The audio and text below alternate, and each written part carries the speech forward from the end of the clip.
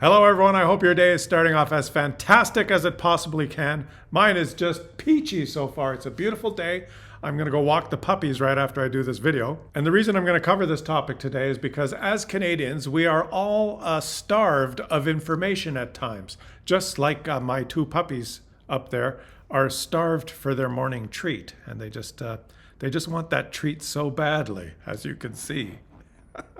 But the news today that I want to discuss is Bill C-5. And some of you might have heard some news about this, perhaps a 7-second TikTok video, or a picture, or a 3-word slogan, or a 17-second segment on some media platform. Unfortunately, what we're fed in the news media is just slogans or opinions, or just a repeat of what some politicians or other people that are interested in the issue, what they just say on TV. So you end up with a variety of headlines like this from the Island Social Trends on June 22nd, a win for Carney with passage of Bill C-5. Reported on CBC, Carney's push for nation-building projects moves ahead despite some Indigenous opposition. Also on CBC, First Nations urge Governor General to delay or even reject Bill C-5, something that the Governor General will never do. Reported on CTV News, Elizabeth May calls out Carney's sprint to push contentious major projects bill through comments. Elizabeth May has called it out, and the bill is contentious. Boy, that's really good news. It's almost like these quote-unquote news agencies always want to cash in on the controversy of any given issue. It's always push the controversy and get the clicks. And we as Canadians are always starved for the real information. So I thought we would do something completely radical and unheard of, something that could possibly shock the whole news media ecosystem in Canada. An idea that's so radical that I feel I must be very careful in even proposing. And that is, why don't we just read the bill? Now, how many of you knew that every piece of legislation that is before the House of Commons has to be published so that the public has access to it? I'm here on the parliamentary website, and this is Bill C-5, and they've published the first reading, the second reading, and the third reading after all amendments as it's been passed on June 20th, 2025. Now, it's a big, long document, and I promise I won't bore you just by reading all of it. I'm going to just highlight a couple of key things, the summaries, and a few provisions. And I've put my glasses on so I don't get any of the words wrong because, the last time I was at the grocery store, I got a text from my wife saying, "Do you like Bohemian Rhapsody?" And I said, "Yeah, I like it." And when I got home, she asked me whether I had bought those bananas and raspberries so that she could make that pie. No pie for me that night. Okay, let's get back to the information. Now, on the parliamentary website, they really do a good job of creating a table of contents, and you can click any one of these, and it takes you directly to that portion of the bill. But let's start off just by saying that this Bill C-5 is actually two bills. It's actually Part 1 and Part 2. Part 1 is the Free Trade and Labour Mobility in Canada Act, and Part 2 is the Building Canada Act. The Free Trade and Labour Mobility in Canada Act is, as they say here, an act to promote free trade and labour mobility in Canada. Okay, enough with the jokes. The purpose of the act is to promote free trade and labour mobility by removing federal barriers to the interprovincial movements of goods and provisions of services and the movement of labour within Canada while continuing to protect the health, safety and security of Canadians. And with respect to goods and services, the decision here, number 3, just above me, the federal regulatory body responsible for the administration and enforcement of a federal requirement may decide, in accordance with subsection 2, whether a provincial or territorial requirement is comparable to the federal requirement. And if they find that it is, they will remove the federal requirement, removing duplication, so that if the provinces and territories already have requirements governing the movement of goods and services, there's no need for the federal government to also have the same requirements, removing red tape. As far as labor mobility goes, Section 10A, right above me here, recognize an authorization to practice an occupation issued by a provincial or territorial regulatory body as comparable to an authorization that the federal regulatory body may issue to practice that occupation. And on application by the holder of such a provincial or territorial authorization, issue them an authorization to practice that occupation. Legal speak for saying that if someone has authority under the provincial or territorial regulations to have a certain occupation, there's no need for them to get a federal authorization to practice that occupation. His authorization, occupation. That's hard to say. I had to record this 3 times before I got it right. Once again, removing duplication between the federal government and the provinces and territories. Then there's certain provisions listed like consultation, and it says before recommending the regulation to the government and council under paragraph 1 in relation to the federal requirement or authorization, the minister must consult the federal regulatory body responsible for the administration and enforcement of the federal requirement for the issuance of the authorization. You get it? Simple. Basically, that says that before the federal government relinquishes the power to regulate these things, they just have to consult with the appropriate departments. And below me here is a provision to review and report. So within 5 years after the day in which an act comes into force, the minister must complete a review of this act and its operation and cause a report on the review to be laid before the House of Parliament. So some checks and balances. Now, what's been reported as the contentious part of Bill C5 is this Part 2, Building Canada Act. Let's click that.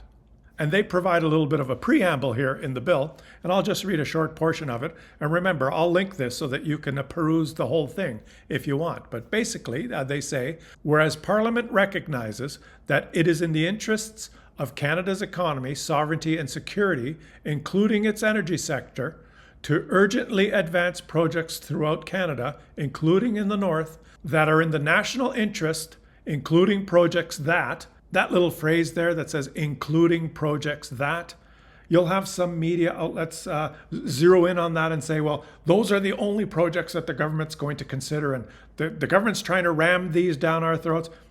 Including projects that does not preclude other types of projects, but they list, after including projects that, foster the development of economic and trade corridors, connect different parts of the country and get goods to market, strengthen Canada's ability to trade, create good-paying unionized jobs, and enhance the development of Canada's natural resources as well as its energy production and infrastructure.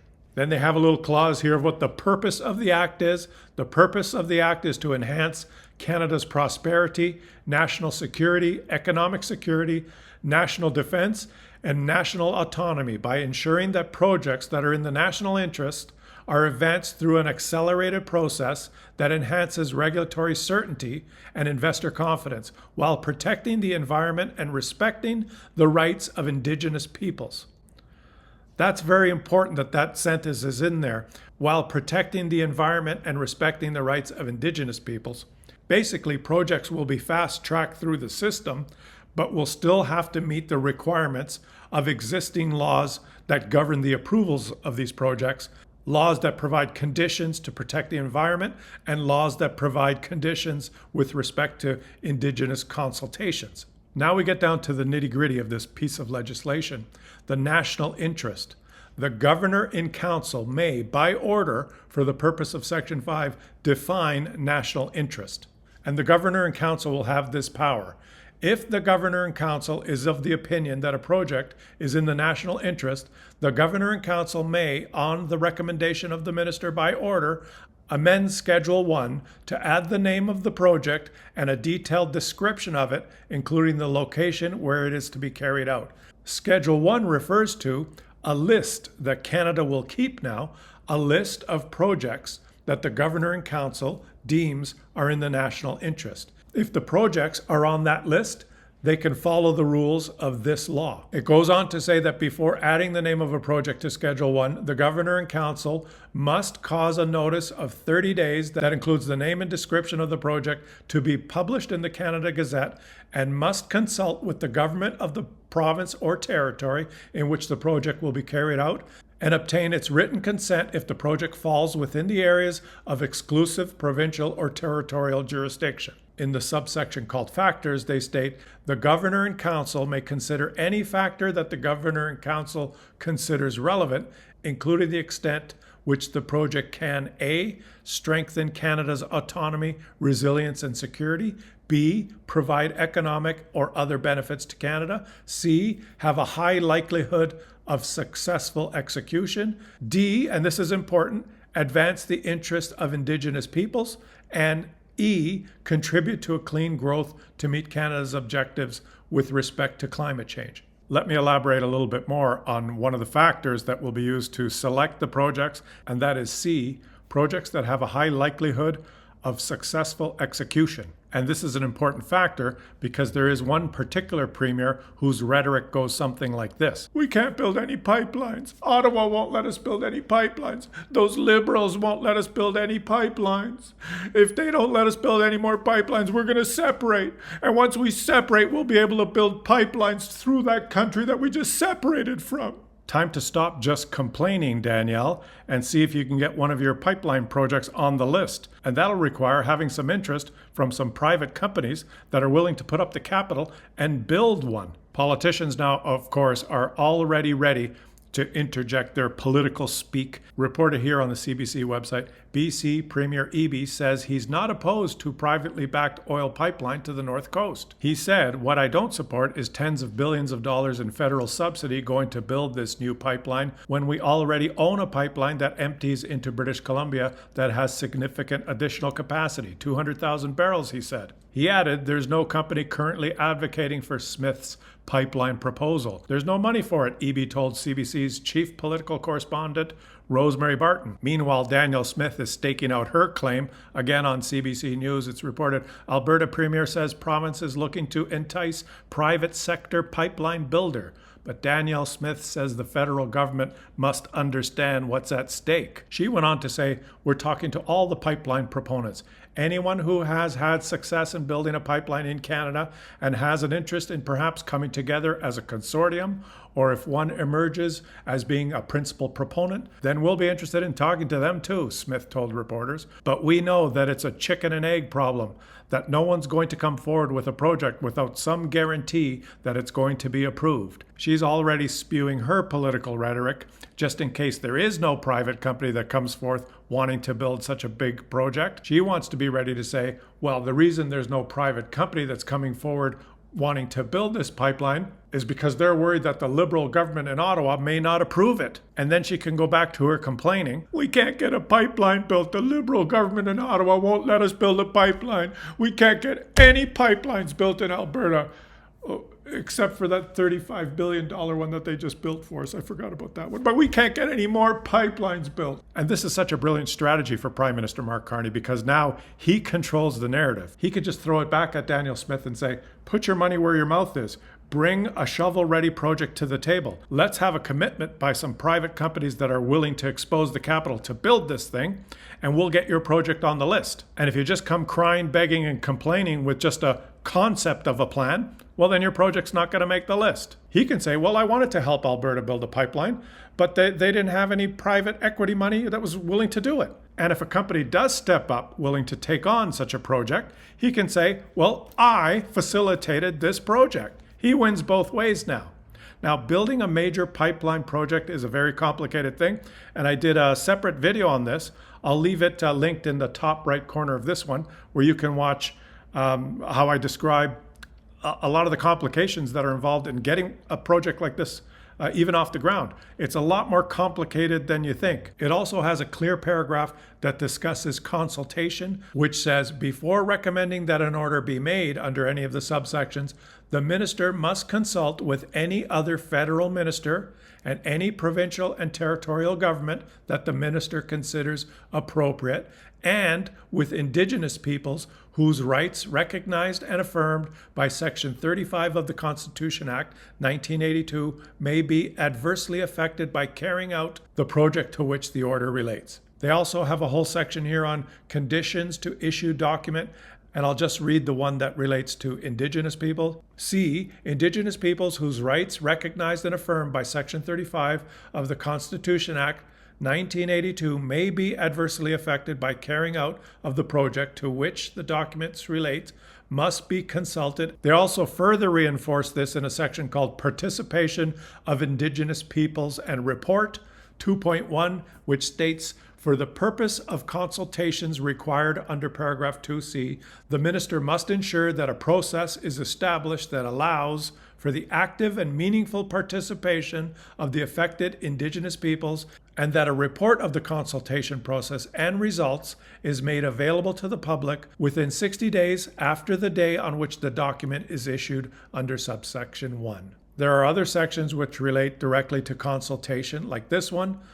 Before amending a condition or document, the minister must consult with B, Indigenous peoples who have the rights under the Constitution who may be adversely affected by the amendment. There's a section above me here that I won't read, which talks about information available to the public, so the public will have access to information and know what these projects are.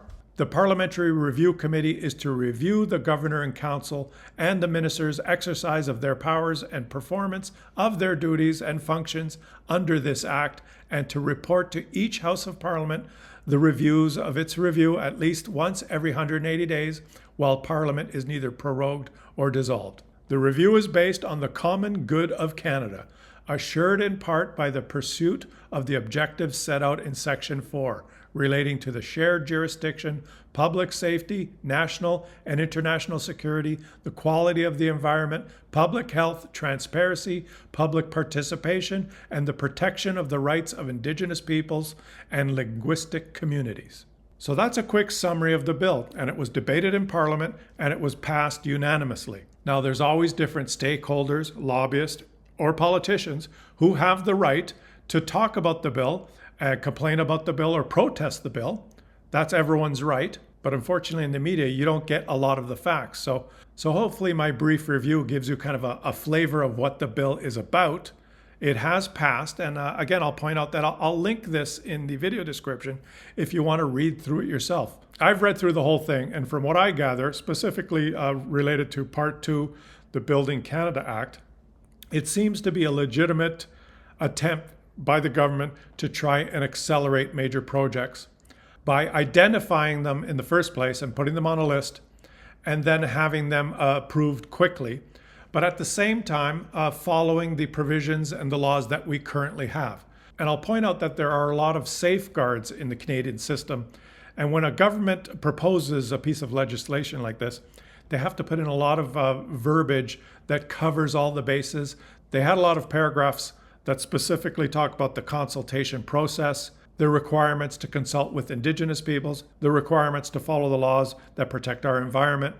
They have to put all that verbiage in there, but at the end of the day, if a bill is written poorly, or if a lot of this stuff is left out, what ends up happening is it gets challenged in the court down the road. So if a stakeholder or an affected party feels that some of the provisions in the bill aren't good enough, they can launch challenges in the courts using existing laws. So I think that this bill tries to find a balance by introducing a new law that will accelerate projects while maintaining all the existing laws on the books that govern how consultations have to be done and govern how the environment has to be respected when these type of projects are approved. As opposed to what Pierre Poilievre was proposing during the election, which was, remember the slogan, the No Pipelines Act? Why don't the Liberals repeal the No Pipelines Act? There's a No Pipelines Act. Why don't the Liberals repeal that? What he was referring to was wanting to repeal an existing law that governs how approvals are done, governs the environmental conditions that are required to get an approval for a project, governs the way consultations have to be done with Indigenous people to get approvals. He was talking about let's just get rid of that and build the pipelines. Well, that would never work. All it would do is invite all Indigenous people and all environmentalists around the country to immediately go to court and try and block everything that any company wanted to do in Canada. But of course, a slogan is popular and it gets people excited. Yeah, let's get rid of the No Pipelines law. And I remember having a conversation with a family member just before the recent election. And they were saying this, we need to vote Conservative so we can get rid of the No Pipelines law. And I remember asking her, which is the No Pipelines law? What bill is that? And they didn't know. And I explained, that's Bill C-69 that you're talking about. Can you tell me which provision in Bill C-69 says that there will be no pipelines built in the future? And of course, they just stared back at me blankly and had no idea what I was talking about. And just so you know, there isn't any no more pipelines law in Canada. Such a bill does not exist. And it's so ironic that some people can get so mesmerized by a slogan as to just repeat the slogan and agree. Ironically, at the very time that the Liberal government was just finished building a major pipeline project in Canada, there were people running around saying, well, we need to get rid of the no more pipelines law. That's the power of slogans. And I think one of the only ways to counter that is not by arguing with those people and trying to convince them that they're wrong. I think there's no hope that you can convince them that they have no idea what they're talking about. I think what we need to do is try and educate more and more and more people who maybe are not politically inclined and haven't followed politics up till now. We need to actually flood the zone with real information. And that's what I've tried to do in this video, just giving you a flavor of the facts. This is the actual bill. I'm reading it word for word. This is the bill that the people in Parliament read and voted on. Right? There's no slogans in this bill. This is the actual verbiage that is going to be used. It will go into the books as a law in Canada. And we'll have to follow this law. And this law can be challenged in the courts by anyone that feels that it infringes on previous laws or our Constitution or infringes on them. That's how democracy in our system works. So I hope you appreciated that. I tried not to make it too boring, and I hope I didn't get any of the words wrong. I did put my glasses on. I tried the best I could. I'm going to go out and walk the puppies now. And I hope you all have a fantastic rest of your day. Consider subscribing to the channel if you're enjoying the content. Consider becoming a channel member if you appreciate the research and the work I do in presenting this stuff for you. I leave the link for that pinned as the first comment in the comment section. And I would like to wish all of you a fantastic rest of your day. And I'll catch you all on the next one.